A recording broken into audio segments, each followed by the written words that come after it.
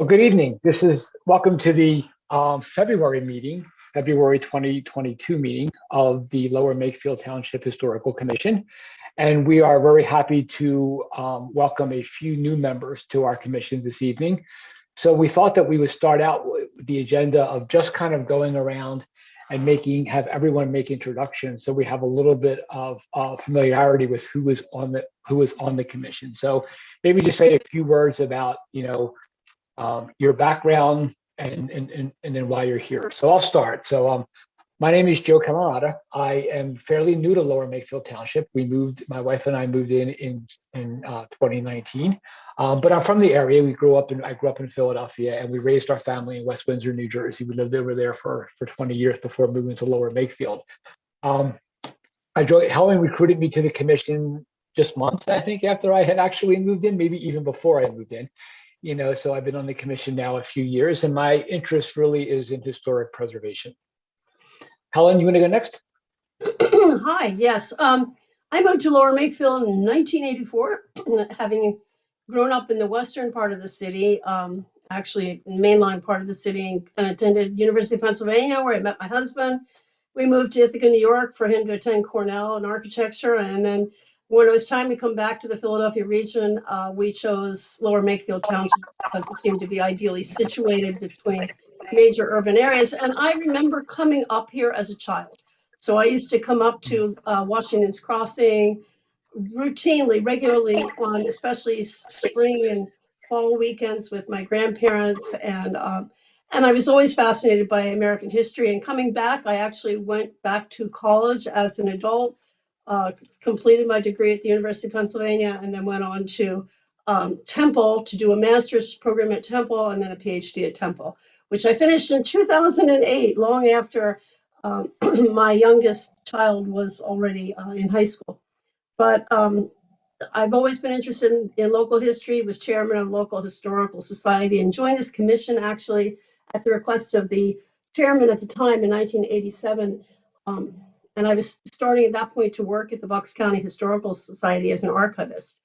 So I got access to archives, brought them back to people who were interested in doing research in Lower Makefield. And we did projects like the MAP project for the centennial of the township in 1992. There's two maps, a map of the first grantees under Penn, which we researched together, and then the list of people from the 1798 tax list. And we located all but 4 properties on that map and created that map. And that's still available. You can see it hanging in various places of the township. And since then, I've been writing stuff over the years, just little pamphlets here and there for the Historical Commission, and doing most of the research on houses that are in the area. So usually I get calls from the township when somebody wants to know something about properties. And since one of our mandates is to inform the supervisors of local history, they get sick of seeing me at supervisors' meetings standing up and making complaints about what they're doing with historic properties. That's me. Good. James. James. Hi, everyone. I'm James Nyes. I've been in Lower Makefield since 2002, so pretty much all of my life. But I joined the Historical Commission, I think, October of 2020 now. So been here for a little while, but I did my undergraduate degree at the University of Pennsylvania in political science and classical studies. I've always had an interest in local history, being from such a historic area. But on the commission, I'm the treasurer, which we do have a budget, but it's not particularly being used right now because of how many things are online. But that's one thing I guess that we could get into maybe later in the meeting. And then I'm also on the ad hoc committee for the township property discussion. So, and I'll be talking a little bit about what we're doing over there. But yeah, and then right now I'm a graduate student in politics and international relations at Cambridge, but I still have my home address in the United States. It's where I vote and where I live. So, in while I'm over here, I'm still staying involved with the commission. So yeah, We appreciate welcome. that. We appreciate that. Victor, do you want to go next? Yeah, I can. So I lived in Lower Makefield pretty much my entire life. It actually is my entire life. I grew up on the old McCormick Duck Farm, if anyone's familiar with that area off Donington Road. Now, I don't have much of a history background, but historical preservation is very important to me. I used to go around with my father a lot to a lot of historical places in Pennsylvania. And recently I've taken up upon working and learning blacksmithing and historical recreation work with that. Very good. Thank you. Chris. We can't hear you.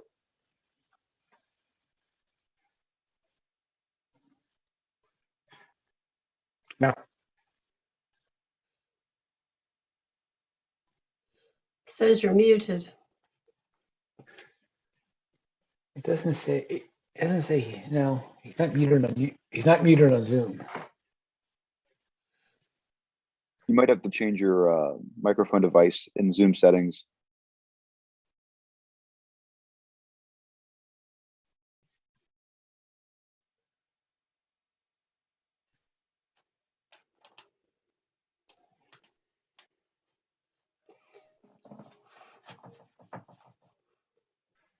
Oh, so going back to the wired one. And Bluetooth technology fails you.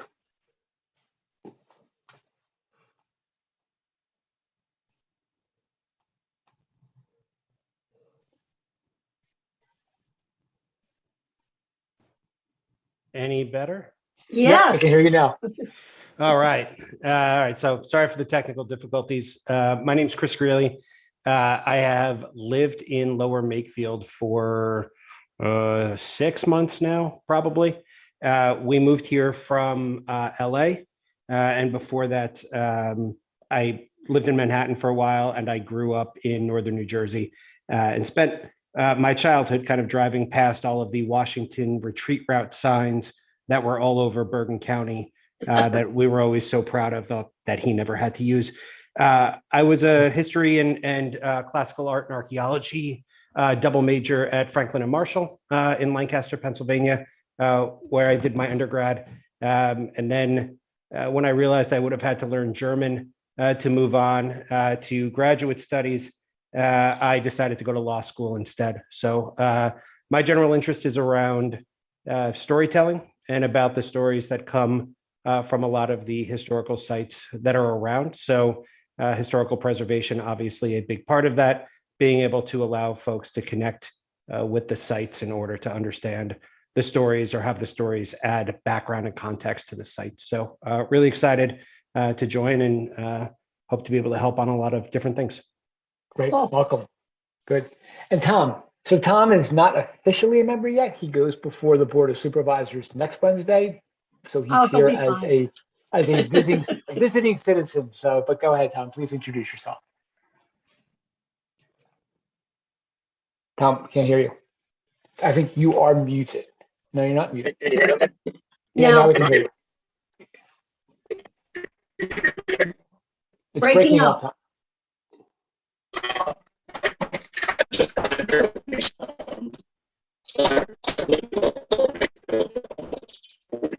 No, Tom, we can't understand what you're saying. It's very garbled. Can you hear us okay?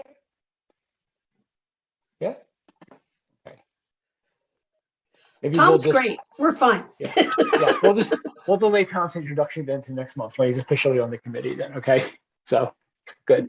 We do need someone. We do need someone to take notes, Joe. Right. So I was going to say we do need someone to take notes for the meeting, but I was going to say the second topic on the agenda is the election of a secretary. So, so I am the chair this year, and Helen is the vice chair, and as James said, he is the treasurer. So we do need a secretary for the year. So are there any volunteers of someone who would like to be the secretary? Largely means keeping the minutes and writing them up and distributing. I can volunteer for that. All right, good. Thank you, Chris. We appreciate that. So good. We're through the first two. we're through the first two items on our agenda already. The third item on the agenda was to review the January 2022 meeting minutes. So I say review and not approve because I think in January it was only 3 of us that were here. You know, so we can't exactly approve them because we're not a quorum, but we could at least review them. So I guess for those of you that are new, it's kind of for your information what we discussed. But Helen or James, did you have any comments? I mean, Helen, you kept Of course I do. Yeah. I'm still concerned about the bylaws issues, and the discussion with Jim did nothing to clarify that for me because all it said was that we should have 7 members, but there was no indication in that legislation that said what constitute a quorum. And if members are not duly appointed, can a commission do business? That's really the question. And currently, I did a short search of the local other historic commissions. Middletown Township has 2 people on their historic commission and are still conducting business. So I'm a little confused with Jim's statement that, you know, it has to be appointed members, but and I would say that doesn't make sense since it's not in the actual enabling legislation. And I know there was discussion in the 90s about having bylaws, and it was tabled.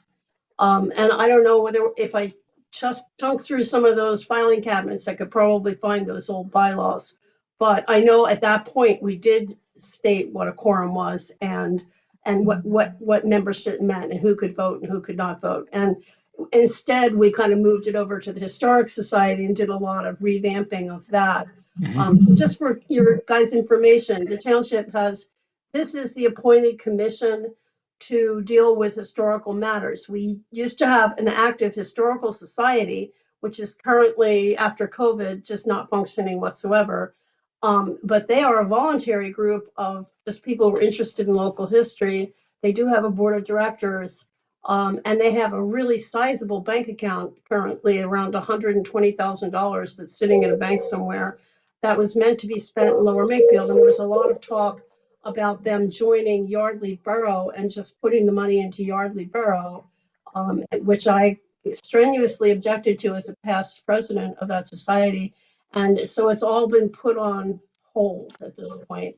And I don't know what's happened with their papers, their money, anything else. Okay. I will go back and look. I would assume that the bylaws or however what constitutes a quorum for the commission would be consistent across all of the township commissions. But if Dan's not here right now, I forgot to mention Dan Grenier is our liaison from the Board of Supervisors. He usually joins the meeting, he comes in a little bit late. So when he comes in, he'll introduce himself. But I'll go back and I'll ask again if there's any statement in the bylaws in terms of, or any statement as to what constitutes a quorum. But in the meantime, we do have a quorum for this meeting because 5 of the 6 that are appointed are present. Right. So we're fine tonight. So right. Okay. Yeah, we'll just leave those minutes stand the way they are. A lot of the other topics that you see on the minutes we're going to discuss in tonight's agenda anyway, going forward. Right. One of the things that I wanted to do was, since we have a couple of new members, is just take a little bit of time and discuss what we want to accomplish this year, right? And, you know, as Helen said, that largely that we exist in order, and I put this at the top of the goals of objectives, you know, we exist by Resolution 323, right? And we really are here to look at the historical significance of the built environment in Lower Makefield Township, and then to advise and educate the Board of Supervisors on that. But we usually get involved in much broader activities, as you know, as Helen was talking about. We're also look at how we educate not just the Board of Supervisors, but in general the citizens, the residents of Lower Makefield Township, around the history of the township. And that becomes very important because if you don't have the people educated and involved in the history, then it's going to be harder for us to be able to move forward initiatives that save the built environment or preserve the built environment. So you'll see that in terms of our goals and objectives that we kind of listed them under 3 goals. Advocate for the preservation of the township historic resources, curate resources on the township history, and then to educate the township history on the importance of preservation. Before I go on, any question regarding those goals in terms of what they mean or why they're there?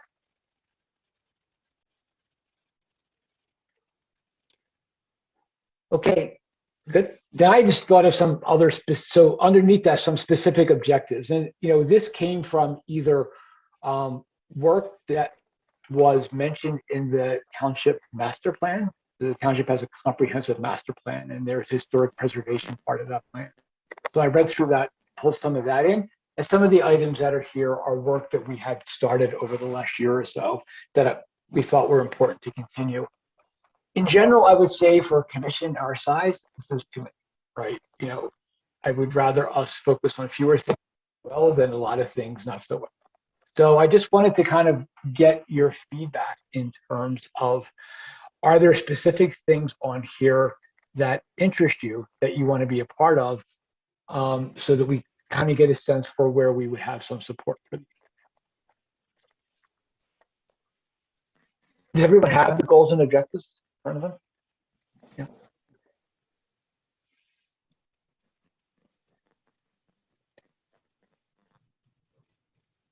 Does anybody have any questions around what was written there? Did they need clarification around them?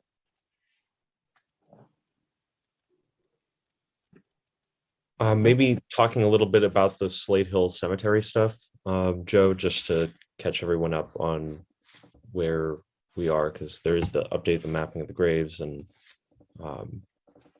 yeah, I'm not sure if everyone would be familiar. Okay. Yeah, I will put together a presentation for us to review next time around, there are certain buildings and properties that are already listed on the National Register of Historic Places. Edgewood Village is a good example, and Slate Hill Cemetery is a second example. Helen, so if any of you have been to Slate Hill Cemetery recently, the question on the walls, you'll see that there's parts of the stone walls that are just falling down, right? And just need to be repaired. Helen, can you talk a little bit around the mapping of the graves and what that entails? Yeah. So the issue has always been that there does not seem to be too many graves toward the front of the cemetery. And I've tried to explain that to people, but and there seem to be some intrusions into that space. The earliest part of the cemetery is the part of, obviously, that's against the Yardley-Morrisville Road. And so that would be where the Quakers are buried. It was a friend's cemetery, and they would be probably just buried in trenches, literally in their smocks. The Quakers were really adamant about not honoring people with tombstones. That was considered vanity. And so graves were not marked. William Penn was buried in an unmarked grave in his Quaker meeting in England. So the earliest settlers, that should be vacant, but that doesn't mean there aren't bodies there. And subsequently, people have planted burials from the mid-19th century on top of some areas in there. So that is really strange. And then the rest of the cemetery there were additions to the cemetery it was first read in 1693. There was additions in 1720, and then another addition in like 1790s. So those later additions, and then the last addition is the triangular section that's closest to the power plant, was donated by the Anderson family that lived across the street in the house with the big white piers. And that was for the public to be buried, Lower Makefield Township public. That meant churches that did not have, there seems to be a background. Yes, echo, yeah. Okay, I'm not sure what that is. But anyway, churches that did not have a graveyard planted people in there. So we know from looking at the stones that especially the Black populations, the AME church and the Bible churches planted people in that section. There were also white people buried there from the Methodist church and from the Presbyterian church. And that is true also of the second section of the cemetery, which is like the middle section. So there's people from odd religions that were in Yardley, and they put up tombstones. So the later burials, usually the 19th century burials, are the ones that are marked by tombstones, obviously not Quakers. So it makes kind of sense, but we have no idea how many Quakers are in the front section. If you're talking the entire population of the township, you're looking at thousands. So it is really, and how do we do this? So over the years, I've led various scout groups at times going down there and probing, with a long metal stick to if they hit a tombstone. Often they've fallen over and they're just under the surface, and you can actually pry them up and get them back. There is a map from 1926, so we know where stones were in 1926. It says on the map there were a lot of wooden wickets. And unfortunately, that map did not map the public section. So that's anybody's guess what's in there. I know there's a horse in there. I know one guy wanted to be buried with his horse, and it said, this is from a newspaper clipping, and he was buried with his horse. He wanted to be in what he called the colored graveyard. So at times it was known as the segregated section. There's various parts of that. There are in that section 9 Civil War soldiers from the U.S. colored troops, which I managed to trace back and got tombstones for the ones that didn't have tombstones. So we're doing sort of ongoing research. There are 11 Civil War soldiers in the other 2 sections. I suspect Joshua Anderson, who lived across the street and donated that 3rd section, is buried in there. He would be a Revolutionary War captain of the local militia. His son Daniel is probably in that cemetery. There used to be a tombstone with his name on it, but that has disappeared. So we're not sure, if we can prove that he's there or not. Somebody would have to assert that he is. Some Anderson family member would probably be happy to do that. But and then he had a son, James. He had a son. There's various sons that fought in the not only the Revolutionary War but the War of 1812. So who knows? It's sort of an ongoing project to go through old newspapers, try to figure out who is buried in there, and it's very interesting, and we can find some really unique stories about the people that are buried there. Good, James, did that answer your question? Hope it answers it. Yeah. And in those first topics, we'll talk more about the Keystone Grants. So Keystone Grants are grants that are provided by the Pennsylvania Historic Museum Commission, and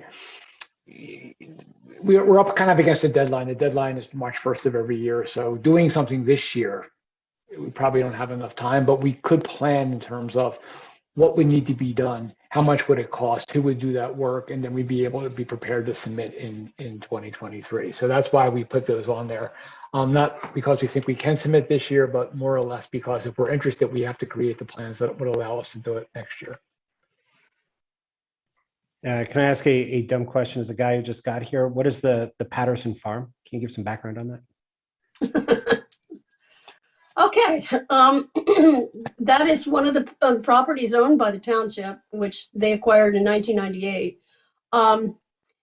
Currently, it is the center part of Thomas Janney's original grant.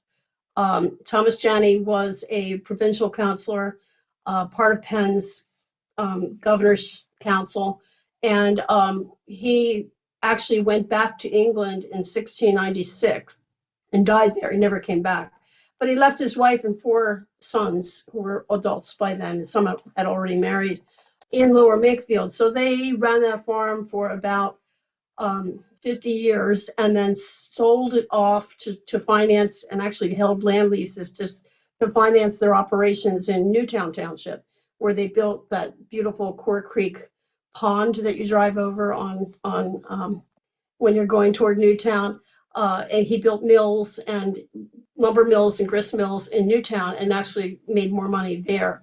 So by the middle of the 18th century, it had been passed to other farmers, but stayed in fairly large farm parcels up until 295 went in, or 95 at the time. In the 90s, it was intact. At that point, it was bisected by the federal highway. I don't know how that went through. Part of the impetus of that coming through our township impelled the people who were interested in history at that point to create a historic commission and try to save the Crossroads Village, because it was scheduled to go right through that crossroads of Stony Hill Road and and Yardley Langhorne Road, and they had it moved to the west to save the crossroads. But anyway, by the time the 1990s came around, that was one of the largest parcels that was still intact. And so the township, the farmer who had been farming it had been on there since like 1956. And he was in his 90s, and the township basically talked him into, after a lot of nagging, into selling it at a reduced rate, but to the township in a condemnation action. So there's some debate as to whether he was harassed or he actually agreed to it or whatever, but it was condemned and the township took it. They did that in another parcel that the township owned, and now that's the golf course. And that has become a kind of center of another stone house. It's in the middle of the golf course, and controversy as to whether the township did that. And in that case, the owner sued, and he actually won in court. Patterson didn't sue. He just wanted life tenancy, and when he died, they took it. And it's always been an issue because there was no plan for what they really wanted to do with it. And as a commission, we kind of voted at some of the last meetings to urge them to please keep it as a farm and interpret it in relationship to the historic village that it abuts, and kind of realize that it is part and parcel of the same historic interpretation going forward. It should be the blacksmiths at the crossroads, and the farmers that use the implements that the blacksmiths made right in the fields next door.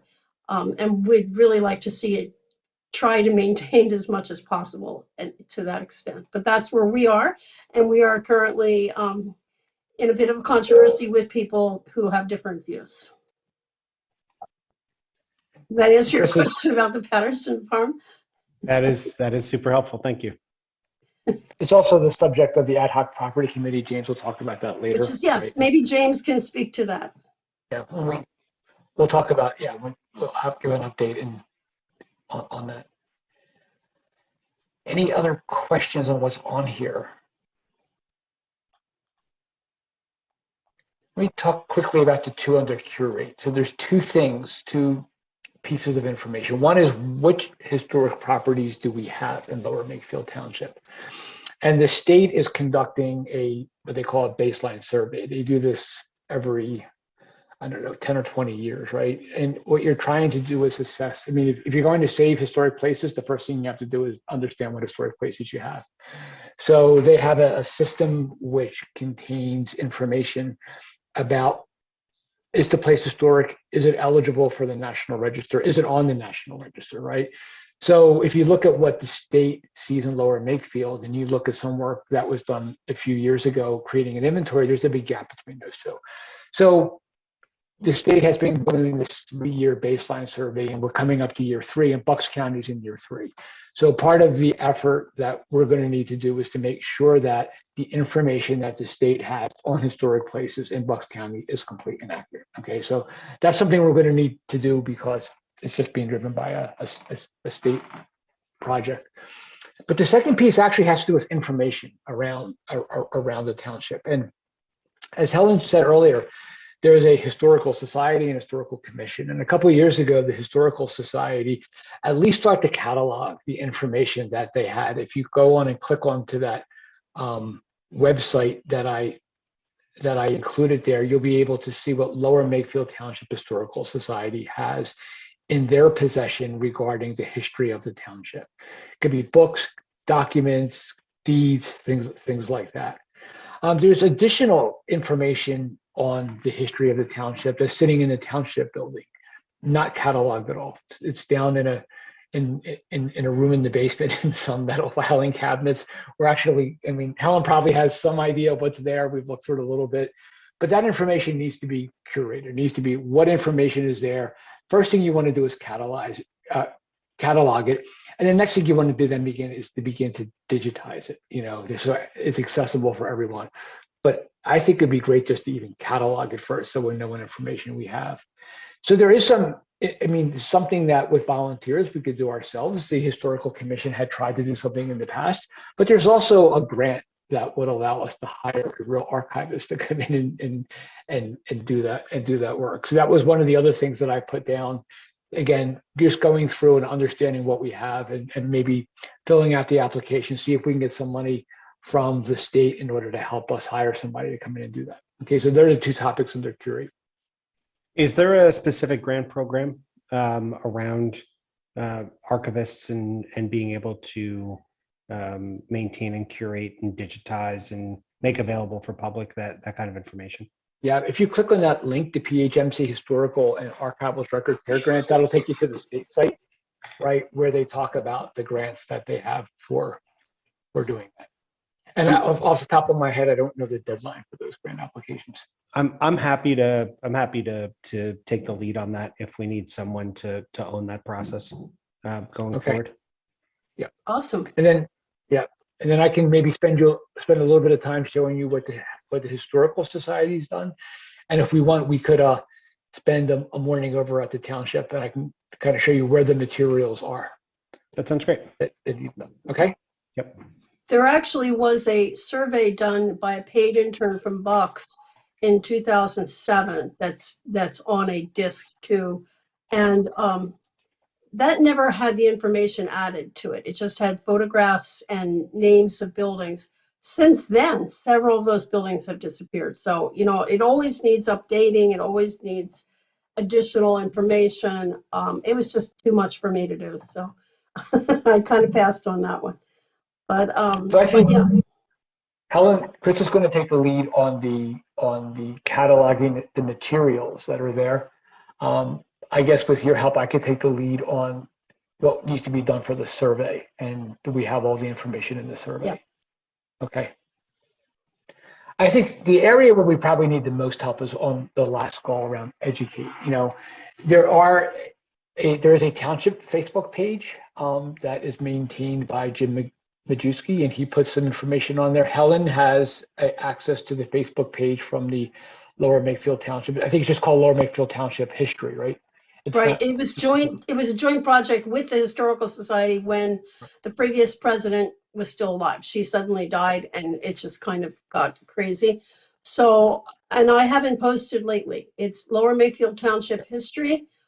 There is a part of my presentation on the Civil War soldiers in there, the U.S. colored troops.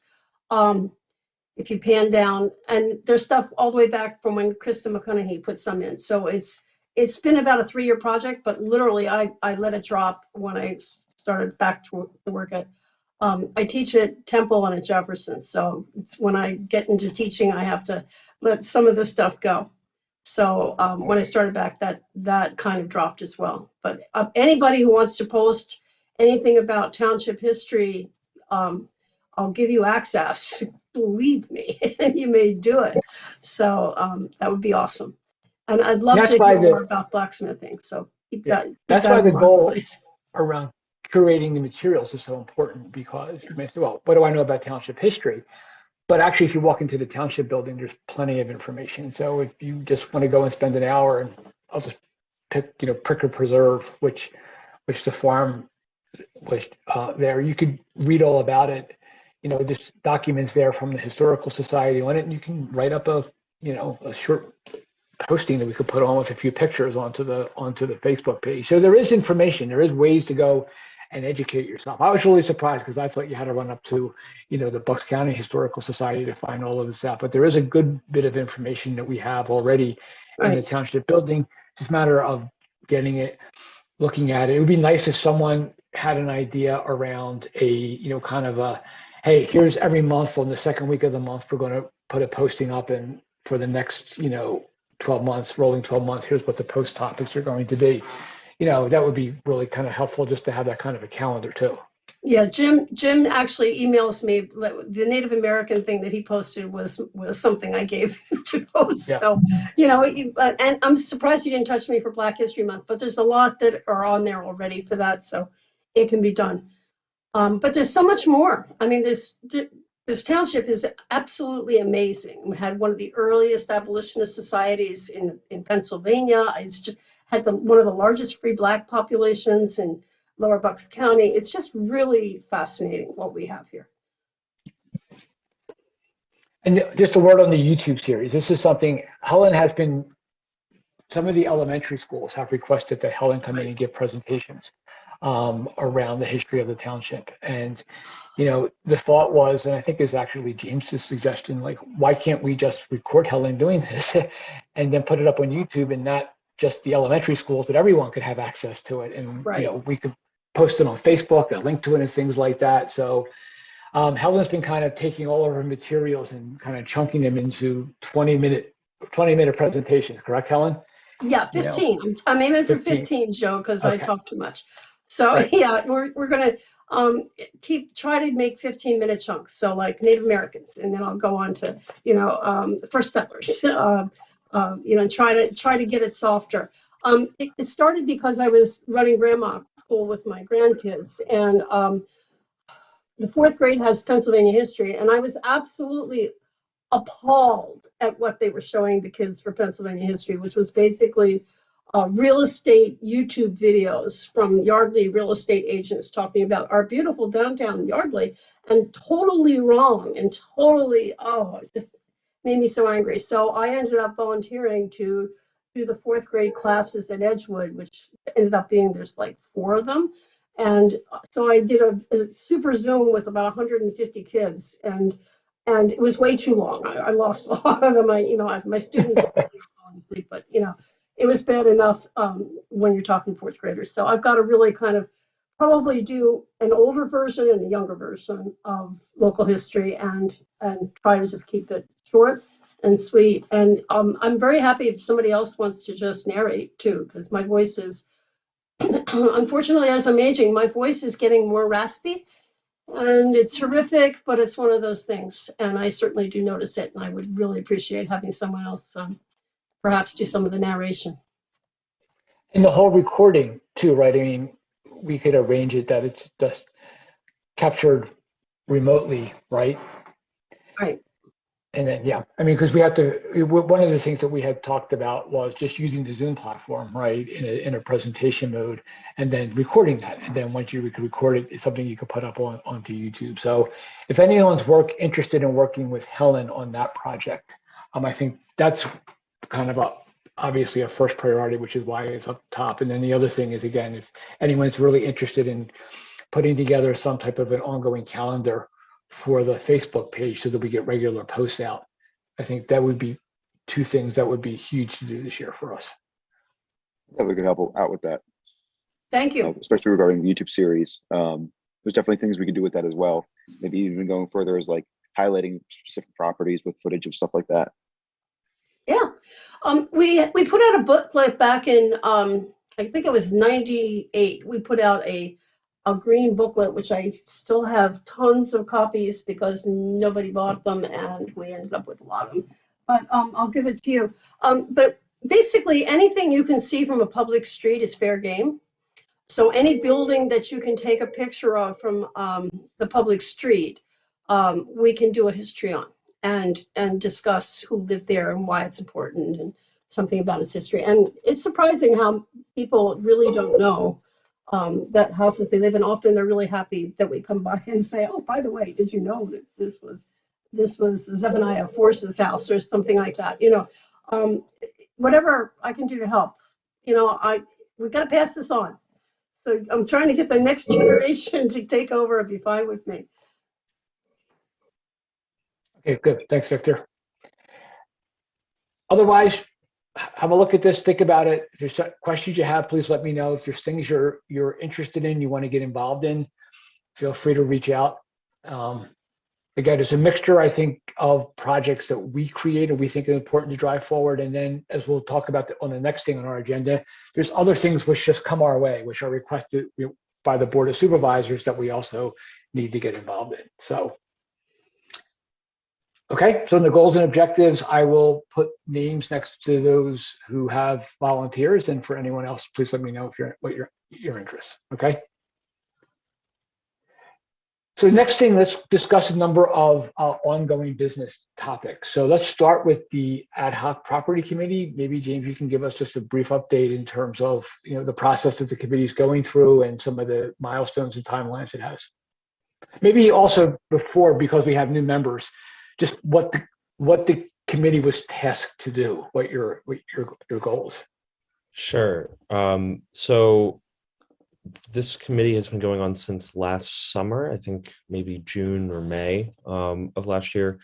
And essentially what we were tasked with doing are helping the township come up with uses for these historic properties that they own. So the three properties, well, they include the Patterson Farm that Helen mentioned earlier, and there are a couple of historic buildings that are on that property, and then there's one other historic house that the township owns that is on the property of the Makefield Highlands Golf Course. It's called the Slack House, and so we've gone through the whole process of hearing from different people, different sources, getting assessments done from private, from contractors, from hearing from people who are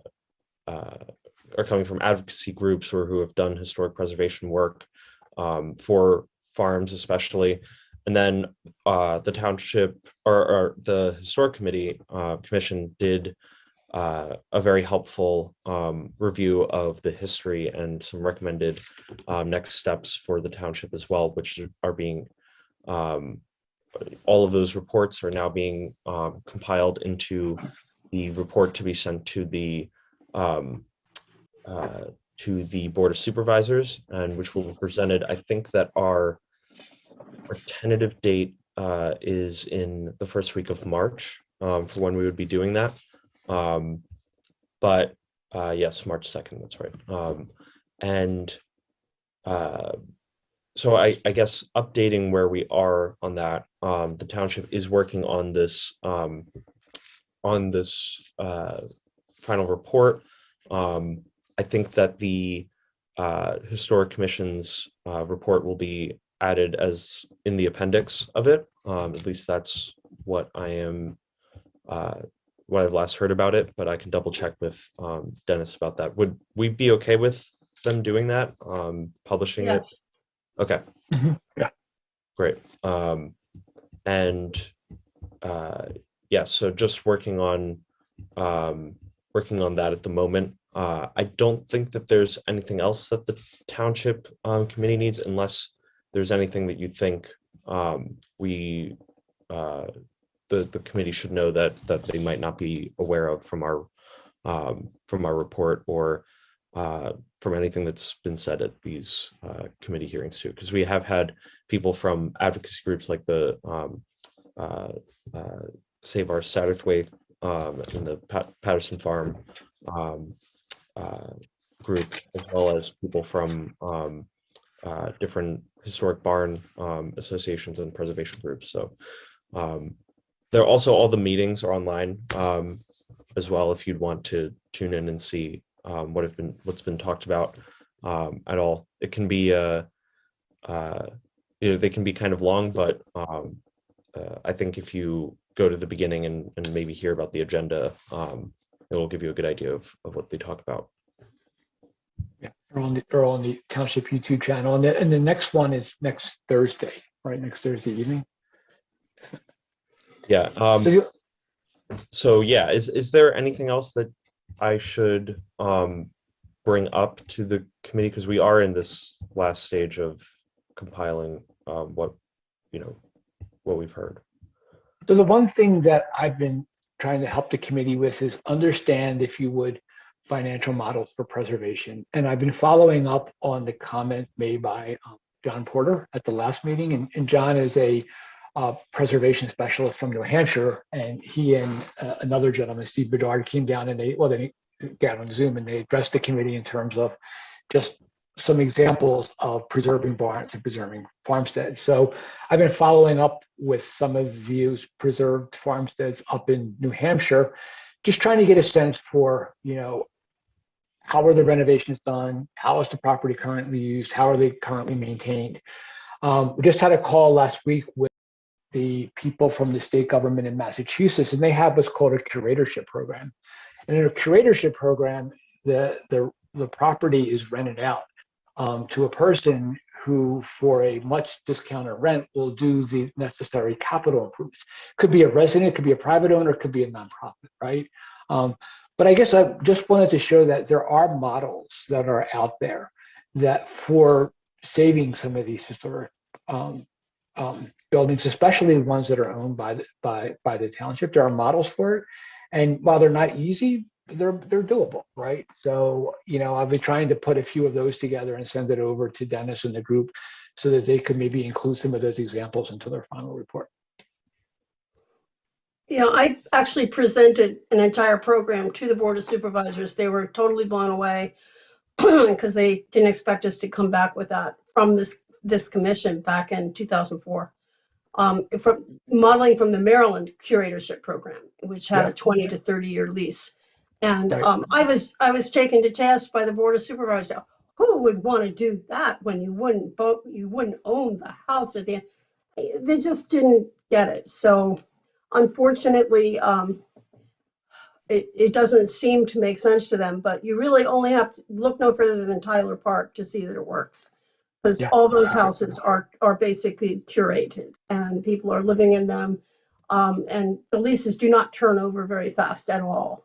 And, it's worked locally but it should be seen as a last resort. We still need the farmers. And I think you should be aware, and I'm sure that they have been alerted to the fact that the neighbors across the street are extremely political and are extremely motivated. And anything that is contrary to the way that they want to see that farm preserved is going to be fraught with peril. I'll say no more. But just be aware, James, okay? Yeah, no, of course. And I mean, I think Dennis has made clear at multiple meetings that the preservation of the historic properties and the farm, and especially like the fact that it'll be a farm, is not going to be altered at all. But yeah, that I think that's definitely the committee definitely understands that. They don't want to put their name on something that will come back to haunt them. It's got to be very carefully done, and put as suggestions, and then let the supervisors make. Well, I mean, that's the other thing decisions. about this committee is that it's just Right. advising the Board of Supervisors on whatever they're going Exactly, and back out fast. That's all I can say. Thank you, James. to do. There was some previous work done in this area by the Heritage Conservancy back in 2007, I believe. I think I was part of that too. Pretty sure the report is available on the township website. I have it if you don't. Yeah, if you want to go back and say, hey, what's been suggested here before, or what are some of the issues, that report's still very much relevant. Nothing has really changed substantially except one of the properties was sold to a private owner. So. Is there any way you can share this committee's report or in recommendations to the ad hoc committee, just so I can read through them? Yeah, I was going to send that after the after this meeting. I can just follow up. With that. Send them the whole thing. Yeah, right. I can also. I think I have the Heritage Conservancy report. If not, I can just look it up and send that as well. Yeah. Thank you. Yeah, good bit of reading in terms of what historic properties are owned by the township, and then some of the recommendations. And Helen's done a lot more work in terms of detailing, the lineage and why they're important. So. And actually, since that, I've been doing some more research, and I actually did discover that it was Abel Janney who sold that house to Bailey. So it was called Abel Janney's house. So there is somewhere on that Satterthwaite portion a house that Abel Janney lived in. He was married in 1703. That's old. So hopefully we can find that foundation somewhere on that end. Again, strongly suggest archaeology. Okay, let's talk about that when we get to the Keystone Grant proposals. I do have to go though because I have an early morning tomorrow. Yeah, James, good. Thank you. Thank you for hanging out. I'll send these documents. But it was nice to meet both you, Victor and Chris. Well, to see you again, Victor. But Yeah. and to see everyone else. So good night. Thanks, Okay. James. Thanks, James. Take care. I'll go through the next couple of topics. As I mentioned, Edgewood Village is on the National Register of Historic Places. So it's where Yardley, Langhorne, and Stony Hill Road All come those together houses behind are, this.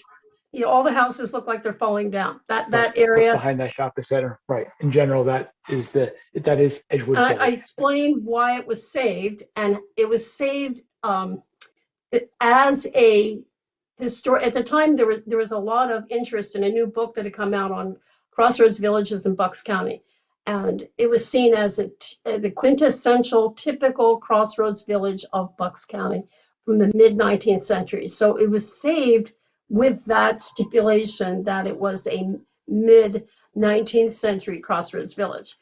Which means that they're small, tiny little houses, a couple, literally a mile from the railroad, had a connection to summer visitors coming out to the countryside. It was meant to be small in scale. And the problem has always been with that village that most of the houses were owned by one slumlord. It was Mr. Flogi back in the 50s, and it's Cam Troilo today. And they just do not want to upgrade those houses and do bare minimum. And that has always been a problem. So we did put in the traditional neighborhood development that Joe was going to discuss as an option. And its sole purpose was to force them to try to preserve the historic structures and keep the numbers so we wouldn't lose structures. Unfortunately, they chose to demolish at least 4. So, and we currently have, I think, 16 left. It's kind of a failure.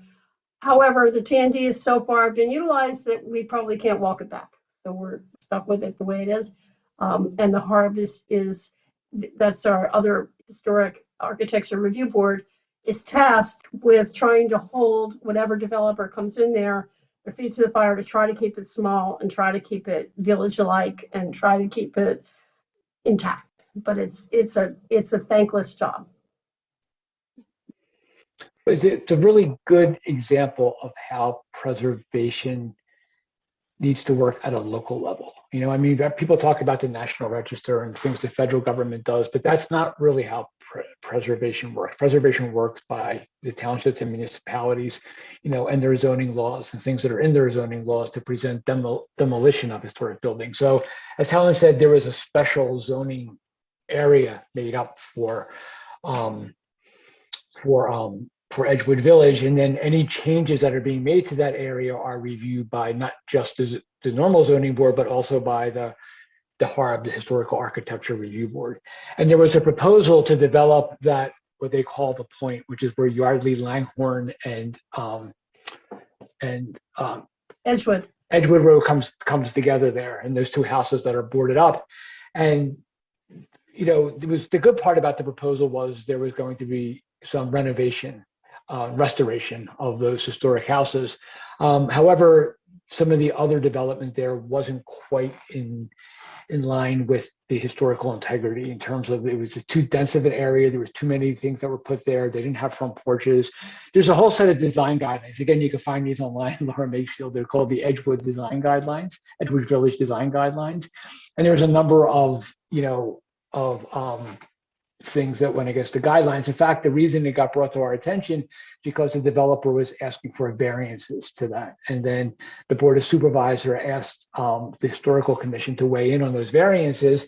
And Helen and I actually reviewed them and, commented then on those variances, which impacted the historical integrity of that property.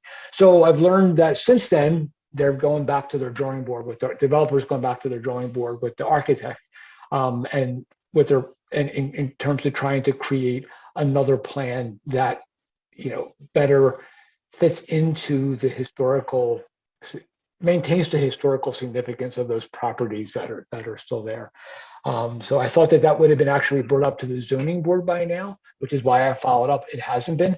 And I think that before our next meeting, Jim Majewski told me today that before our next meeting, we should maybe have a revised proposal from the developer for the point of the original. We want to make clear that we're not against all development. I mean, old houses should have adaptations and adjustments to new people that live in them, hopefully that don't damage the structure of the existing, but they're actually sort of like organisms. They should definitely be improved if they can. It's just overkill, and that gets really offensive if it so overwhelms what's put in new, so overwhelms what's old. Then you're throwing the baby out with the washwater. You've lost it. The one at the very point is one of the only structures on the 1798 tax list that is owned and occupied by a free Negro, Ishmael, who was a tailor and supported a family of 6 in that little house. So they, if that did have a demolition permit at one point, and we were like, okay, we're calling up our friends at the African American Society, we're coming in, you really want to start this, and they backed off. So yeah, but it really is significant in so many ways. He actually paid taxes. Good for him. And most of his clients had to be white. So, I mean, that is just really an amazing point in Lower Makefield, and it says a lot about what kind of people we always will be. So that's, Edgewood Village. Welcome to our thing. So we helped write the T&D, and we helped just with the guidelines. Our committee literally sat for meetings reflecting on those guidelines and trying to, it's so impossible to figure out what a developer can do to get by what you set. Like we said, nothing should be higher than 6 feet from the ground. Well, somehow most of his buildings look like they've been pushed into the ground and they're sitting up. That's not what we wanted. We wanted it all to be on grade level, so you write them, and then the developer just has a little bit of a wiggle room in order to get another story or another area that he can just add to. And he asked us for the ability to add over the back garages in his houses over off Stony Hill Road. And we thought, well, what can he do with that? Well, now we know what he did with that. If you look at those houses, they're way overbuilt from what we had suggested. But, live and learn. So you'll be hearing a lot about that again, because that is one of the properties in the township on the National Register. So when things involve that, they often involve the historical commission to ask our opinion on if it impacts the historical significance. When James sends around his email around the report that we submitted to the ad hoc committee, I will send a reply all, and I'll forward you then the letter that we wrote back to the Board of Supervisors regarding the Edgewood Village project. So it gives you a little bit of background to that. Okay. Let's go through. The next topic is a subdivision that's happening over off of Yardley Newtown Road. Helen, the one property here that's involved is a historic property. Helen, I did look at the plans for the subdivision, and they know what they're doing in terms of development is nowhere near that house, not even in line of sight of the house. So I think from a historical perspective, I don't think. Yeah, I don't think we have anything to. Unfortunately, I don't think we have anything to stand on other than, historic woodlands. But that's iffy, because that wasn't woodlands back in the. If you look at early, go to I think it's Penn Arrow, and you can see airplane shots of Lower Makefield Township in 1930, 1937. And there are so few trees in Lower Makefield Township that you kind of go, what? Every field is utilized. So what you see there are really scrub trees that have grown up since they stopped farming. And unfortunately, we really don't have much to say. It's not actually impacting the historic structure. The structure is the Winder House, which could be one of the houses that Washington visited when he was here during the 2 weeks that they were in Lower Makefield Township and Upper Makefield Township before the crossing. We don't know for sure if there are 3 Winder houses in Lower Makefield. This is one. So this is the one that's probably the most likely because it's on the Newtown Road, and Newtown would have been the county seat at the time. It just makes sense. But who knows? It could be the one that's on the other side of 295 up near Quarry Hill School. So that's another Winder house, and there's a 3rd Winder house off of Darlington Road. So there's 3 of them, and who knows? But anyway, so it's a skin thin house. But as Joe says, at this point, I don't see that we need to write a memo. So we just sort of let it go. Yeah, that would be. I would move to do that. Right. Is that the property across from Shady Brook? No, it's the property. Unfortunately, that's a done deal. That's already going to be dug up in February. No, it's on Creamery Road, directly across from where Aaron horses are. There's a house on the corner that looks like an old schoolhouse, and it's actually a Sears house. And then it's on the right as you're going up Creamery Road. It's the woods that's behind the single like little ranch houses along Creamery Road. Okay. Back in there, and it actually empties out onto Newtown Road with, I think it's an emergency lane. I hope it is, because otherwise it's going to be a cut through, and that will be disastrous. But it still has to go through planning, and I know the neighbors are very irritated about it, the ones that live up there. So who knows how that'll work out? But I don't see that we need to add to the confusion. Yeah, I mean, it's certainly, if people feel that they're against the development there, they can do that. But again, the question to us is, are we putting historic property at jeopardy? And the answer is no, the development's far enough away. Because remember, there's 2 things. First of all, is it impacting the property itself? But as Helen explained at Edgewood Village, is it impacting the area that's immediately surrounding that? Because, then the property is no longer in its historically correct place, right? So you have to look at both of those. And in this case, nothing's happening. It's almost not even in the line of sight of the house. So okay, we talked about the YouTube series. So Victor and Helen, you'll work on that in terms of getting kind of a lesson plan or a set of videos together. That would be great. The Octagonal Schoolhouse, Barbara's not here to update us on that. That's just the property. I'll mention that though, in case you don't know about it. There is an Octagonal Schoolhouse in Lower Makefield Township that I have been nagging the supervisors for 30 years to purchase, because it is owned by a family that moved to Florida years ago, and had some conflicts with the township, and they basically put Oxford Valley Road through their back cattle pasture. The old Oxford Valley Road is where their house was, and they literally took all of their land and put that 4-lane highway that goes down past Coles right into their cow pasture. So they were very angry about it, so they would not sign this little corner property that somehow had devolved to them. And I don't know how legally it became not part of the trusteeship of the meeting, and ended up in private property, but they were using it in the 1930s and apparently hit it with a backhoe and demolished it. So it is sitting right there at the intersection of Oxford Valley Road, Old Oxford Valley Road, and I forget what the name of that new little street is that goes into the Township Line Road.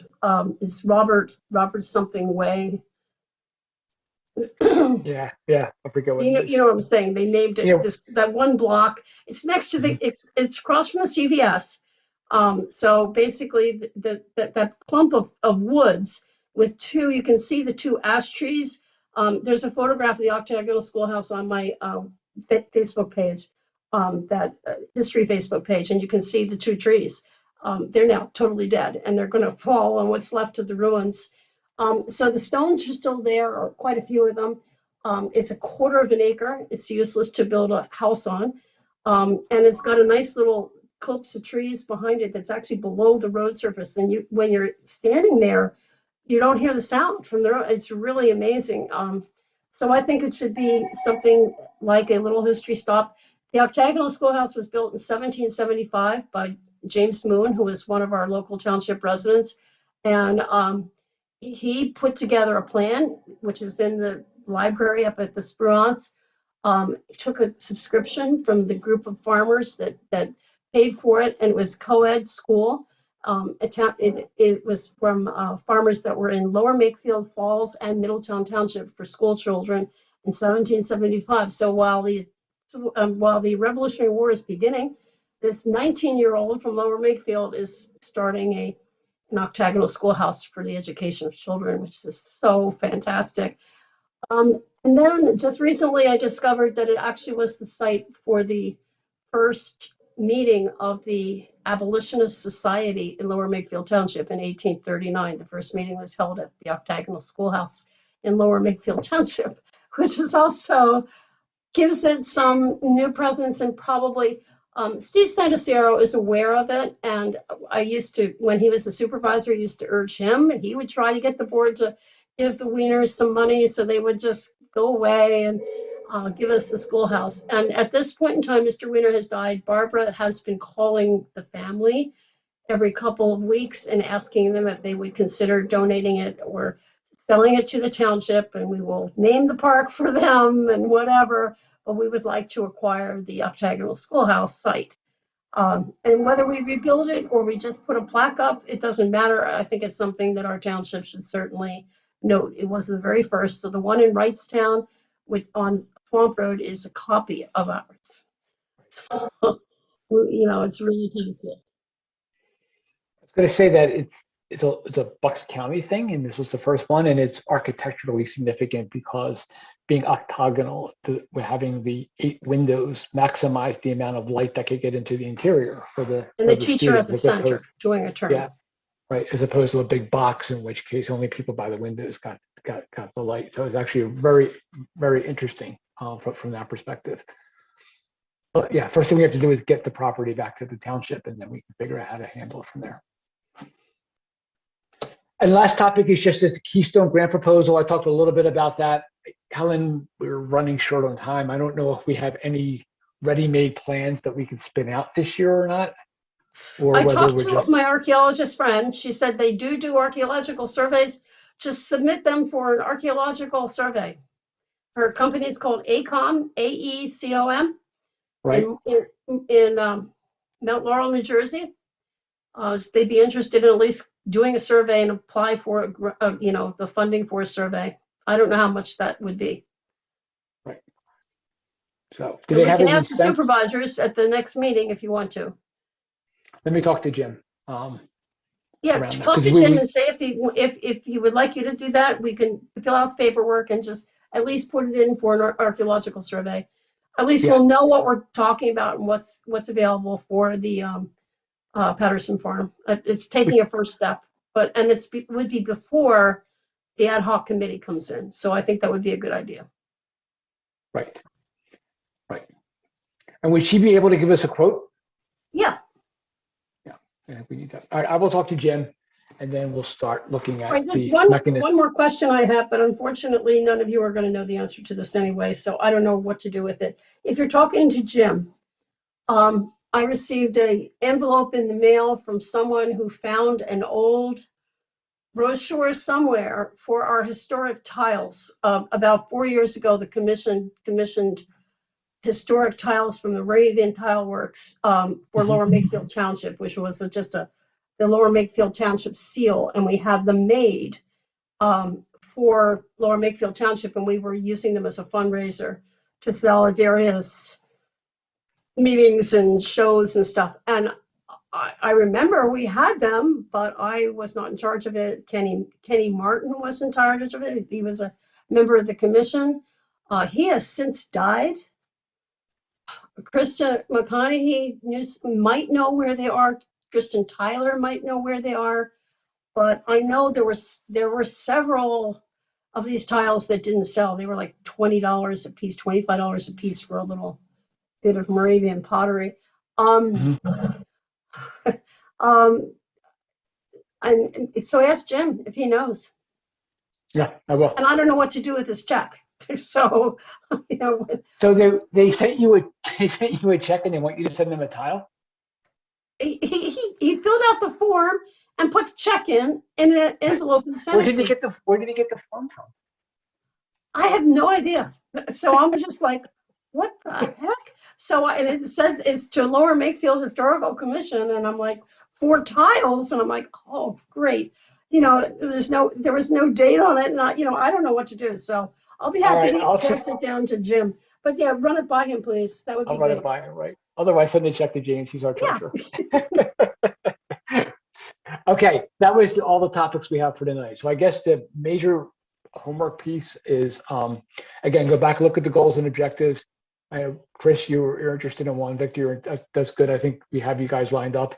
We'll have to figure out what to do about the rest of those. As far as meetings going, does this work for you? This is like the second Wednesday of the month, 7:30. Does it work on an ongoing basis? Because if Fine so, for I me. could ask, Katie to just book it for the rest of the year for us. So the week of March 7th, I'll be in LA for the whole week for work. Okay. And tied up and won't be able to call in. So, but I'm every other week in March is fine for me. But that week of the 7th, which would technically be the second Wednesday, I won't be around. Right. And it's going to happen that some people can't make every meeting, but Yep. In general, if this day works, then I'll just ask her to book the second Wednesday of the month for us, because we need to reserve this platform and then put it on the calendar. It does work for me for the most part. Though I'd probably prefer it if it was like on a Tuesday or Thursday, but I can make the meetings as I'm here. I'm not sure. In the future, it might be a little bit later, just for my schedule, but it still works. Just Tuesday work. Any sense, Helen, of Barbara's schedule? I mean, Tuesdays and Thursdays would work for me also. I don't know. She said Mondays were her bad day.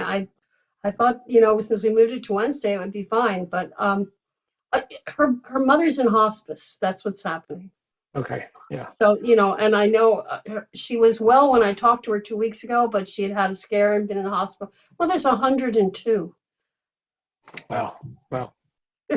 And she is at home in hospice. So I have a bad feeling. So. Okay.